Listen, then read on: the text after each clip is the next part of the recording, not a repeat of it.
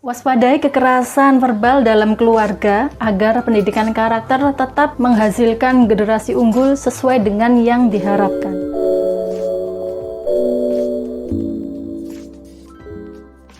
Kata-kata yang diucapkan dengan bertujuan untuk menghina, merendahkan, baik itu yang dilakukan oleh orang lain maupun oleh keluarga, sebenarnya sudah masuk ke dalam kekerasan verbal. Kalau yang melakukan orang lain di luar keluarga, kadang itu langsung direspon bahwa ini sudah termasuk kekerasan verbal. Ini menghina anak saya, ini membuat anak saya takut, anak saya khawatir. Tetapi kadang kekerasan verbal itu malah terjadi di dalam rumah tangga dan tidak disadari kalau itu akan memberikan dampak negatif terhadap keluarga tersebut. Beberapa tahun yang lalu sempat ada berita seorang yang atletis, keren, tinggi, besar. Secara perekonomian juga sudah baik, mapan. Beliau ini profesinya dokter. Namun di satu sisi, beliau kalau bicara, suaranya sangat kecil. Sehingga orang yang diajak komunikasi itu seringkali kesulitan dalam memahami apa yang disampaikan. Sementara seorang dokter, pastinya dibutuhkan bicara dengan jelas di saat melayani pasien.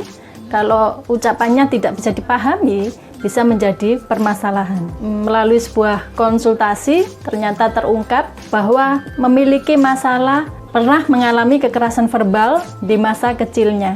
Dihina, diejek, diolok, dianggap tidak mampu, dan saat itu sangat merasa terganggu, percaya dirinya sangat menurun, dan di saat dewasa ternyata itu masih menyisa. Meskipun sebenarnya dari segala sisi sudah sangat baik. Dari peristiwa masa kecil tersebut masih menyisakan trauma sampai dewasa.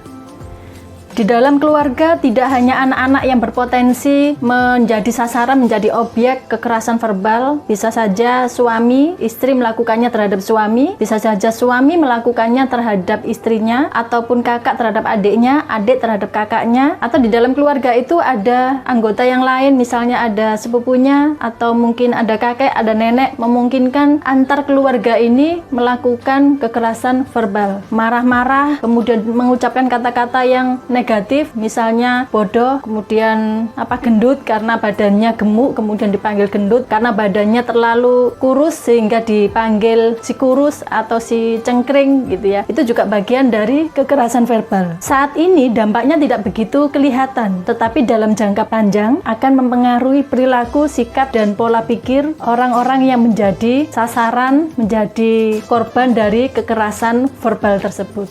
Bagaimana cara mengatasinya? Buat kesepakatan bersama anggota keluarga bahwa di dalam rumah ini tidak ada kata-kata kasar, tidak ada kata-kata yang negatif. Jika ada yang terlupa, kemudian terlontarkan kata-kata itu, atau melakukan tindakan-tindakan yang mengarah kepada kekerasan verbal, itu saling mengingatkan. Sepakat untuk mau saling diingatkan, dilibatkan semua ya dalam membuat kesepakatan ini. Orang tua biasanya kadang dalam tanda kutip membenarkan diri di saat mengatakan ucapan-ucapan yang kasar kepada putra-putrinya. Padahal tidak seperti itu, karena nanti dampaknya orang tua juga akan merasakan. Di saat anak-anak itu tumbuh menjadi pribadi yang tidak percaya diri, mudah putus asa, orang tua juga akan merasakan dampaknya di kemudian hari. Buat kesepakatan itu, buat peraturan itu, dan sama-sama nanti menerapkannya dengan saling mengingatkan. Memang butuh kebesaran hati untuk bisa menerima saat orang tua lepas kontrol, kemudian anak mengingatkan. Kadang-kala di saat jengkel itu otomatis keluar kata-kata yang negatif. Ubah menjadi kata-kata yang harapan. Memang perlu pembiasaan. Contohnya misalnya suaminya sedang kesal dengan istrinya, ya bilang saja istriku yang soleha gitu. Mungkin meskipun nadanya agak tinggi, tetapi itu adalah harapan. Begitu juga dengan si istri, mengubah harapannya, suamiku yang hebat, tolong dong ini dipahami gitu ya, dimengerti. Kemudian ibu kepada anaknya juga seperti, wah anak pintar, anak hebat, ayo dibereskan. Jadi ucapan-ucapannya dibiasakan, diubah menjadi positif. Harapan-harapan itu yang jadikan pengganti dari kalimat-kalimat negatif.